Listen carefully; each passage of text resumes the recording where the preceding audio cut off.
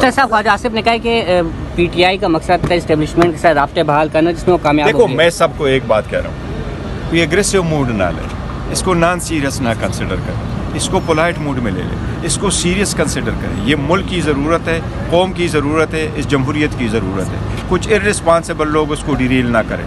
इस जो मुज़ाकरात है इसको आप कामयाब बनाएं, हर सूरत कामयाब बनाएं, संजीदगी के साथ बैठे, खुले दिल के साथ बैठे, इत्मीनान के साथ बैठे, एक दूसरे को के साथ बात करें, एक दूसरे की बात को सुने, उसको समझे, उसको अंडरस्टैंड करें, आवाम की फीलिंग को समझे और आगे बढ़े और इन मुज़ाकरात को कामयाब।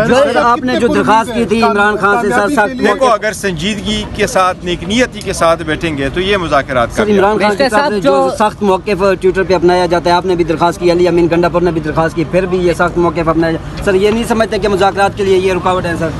सर इंशाअल्लाह अल्लाह सारा खैर करेगा। खान साहब ने ये बात की है, उस वक्त भी अडियाला जेल के बाहर जो जर्नलिस्ट है कोर्ट के बाहर बैठते हैं उनके सामने, या अडियाला गेट पे जो बैठते हैं, या अडियाला गेट से बाहर जहाँ DSNG खड़ी होती है, उन सब जगहों में किसी भी स्टेज पे मैंने जर्नलिस्ट से बात नहीं की थी।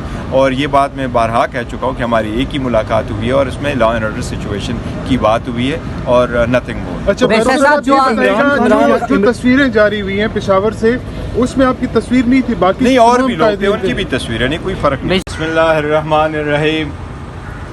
आज इलेक्शन कमीशन में पाकिस्तान तहरीक इंसाफ का intra parties election case pending था। उस केस में आइंदा की तारीख मुकर्रर हुई है 11 फरवरी। पाकिस्तान तहरीक इंसाफ 175 पॉलिटिकल पार्टी में वो पॉलिटिकल पार्टी है जिसने बेहतरीन तरीके से पब्लिक के सामने आईन और कानून के मुताबिक अपने इंट्रा पार्टीज इलेक्शन करवाए थे।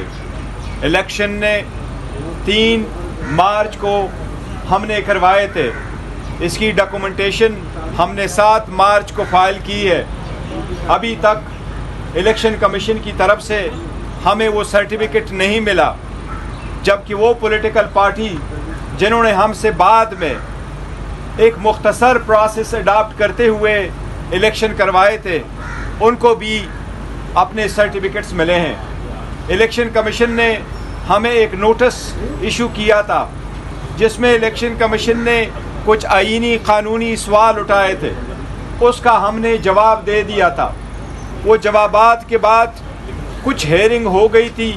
बाद में पता चला कि इसमें 5 एप्लीकेशनें उन लोगों ने फाइल की थी जिन्होंने ना इलेक्शन कंटेस्ट किए थे, ना इलेक्शन में पार्टिसिपेट किया था, ना कभी इलेक्शन के लिए हमसे फॉर्म ले लिए थे। इसके लिए हम इंशाअल्लाह ताला नेक्स्ट तारीख भी जवाब देंगे। हमें उम्मीद है इंशाअल्लाह ताला हमारा सर्टिफिकेट हमें मिलेगा। पाकिस्तान तहरीक इंसाफ इस वक्त दुनिया की छठी बड़ी पॉलिटिकल पार्टी है।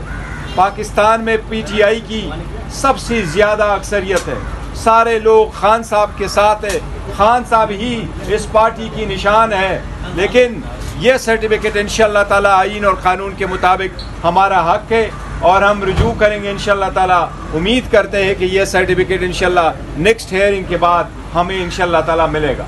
सर, जो आपके पास सबूत थे जो उठा लिए गए थे रऊफ हसन साहब को जब उन्होंने गिरफ्तार किया, तो वो आप सबूत ढूंढ रहे थे, वो सबूत आपने पेश कर दिए? वो आपको सबूत हमने जो डॉक्यूमेंटेशन इलेक्शन कमीशन में फाइल किए थे, हमसे जो रेड हो गया था ऑफिस पे, सेंट्रल ऑफिस पे, तो FIA सारा सामान लेके गई। वो सामान हमें नहीं मिला, वो डॉक्यूमेंट्स नहीं मिले, वो फाइल्स हमें नहीं मिले। फिर हमने कोर्ट में एक दरख्वास्त भी फाइल की। इलेक्शन कमीशन के पास पहले आए, इलेक्शन कमीशन ने कहा आप कोर्ट से रिजू कर ले।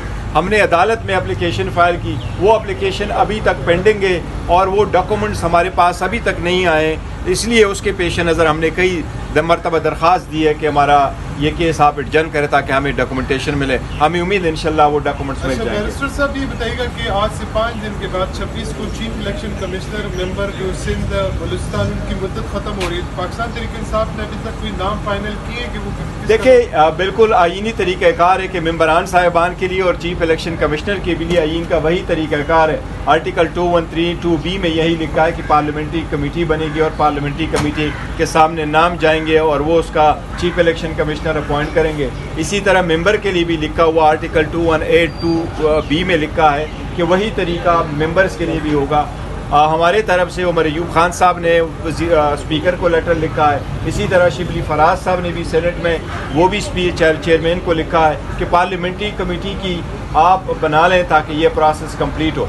ये उससे पहले शुरू होना चाहिए था, लेकिन इन एनी केस इंशाल्लाह ताला पार्लियामेंट्री कमेटी बनेगी, उसमें 50% ट्रेजरी से होंगे और 50% अपोजिशन है। हमें उम्मीद है इंशाल्लाह कि ये प्रोसेस हम जल्द कंप्लीट करेंगे। आप क्या समझते हैं, आपने लेटर बहुत देर से नहीं लिखे, ये खत आपको 2 माह पहले लिख देने चाहिए थे, क्योंकि आपको पता था चीफ इलेक्शन कमिश्नर की मुद्दत मुलाजमत खत्म हो रही है, अब इसमें इतना ज़्यादा टाइम लगेगा और चीफ साहब को मजीद टाइम मिल जाएगा। और नहीं, देखो वो तो आईन में तरमीम कराई गई है, वो तरमीम जो 26वीं तरमीम हुई उसमें यही किया कि जो मेंबर और जो चीफ इलेक्शन कमिश्नर रिटायर हो जाए तो वो कंटिन्यू करेगा उस वक्त तक जब तक उसका सक्सेसर नहीं आता। ये तो उस आईन का हिस्सा है, लेकिन हमने लेटर पहले भी लिखना था, लेकिन रूटीन में यही होता है कि वज़ीर-ए-आज़म पहल करता है, वो जब आपको लिखता है तो वज़ीर-ए-आज़म और leader of the opposition consensus से पार्लियामेंट्री पार्टी में 3 नाम भेजते हैं। अगर उनका कंसेंसस ना हो सके तो फिर हर एक ने अपने अपने 3 नाम भेजने, क्योंकि हमारा अभी तक लेटर लिखा नहीं गया, कंसेंसस की कोई उम्मीद शायद नहीं है, इसलिए हम चाह रहे थे कि कमेटी बन जाए, हम उसमें अपने नाम दे दें। अच्छा बैरिस्टर साहब, ये बताइएगा जो सुप्रीम कोर्ट में इस वक्त एक हलचल है और इसमें ये नज़र आ रहा है कि दोबारा जो जजेस के दरमियान एक दड़ाबंदी भी है और ये भी नज़र आ रहा है कि जो 26वीं आईनी तरमीम है उसको भी रोल बैक करने की कोशिश की जा रही है, तो इसमें पाकिस्तान देखिए 26वीं तरमीम जो है वो तो चैलेंज हो चुकी है, सुप्रीम कोर्ट में पिटीशन है पेंडिंग है। उसमें लास्ट जब जुडिशल कमीशन की हियरिंग थी, उस जुडिशल कमीशन की हियरिंग पे भी जज साहिबान ने भी पॉइंट आउट उठा लिया था कि पहले से कि हम जजेस को अपॉइंट करें और जुडिशल कमीशन की प्रोसीडिंग सर बेहतर है कि पहले 26वीं आईनी तरमीम का फैसला हो। उस पर सुप्रीम कोर्ट ने यह अंदिया दिया था कि उसके लिए बेंच बनेगा और वो जैसा भी बेंच बनता है मुनासिब यही है कि सबसे पहले उन केसेस का फैसला हो।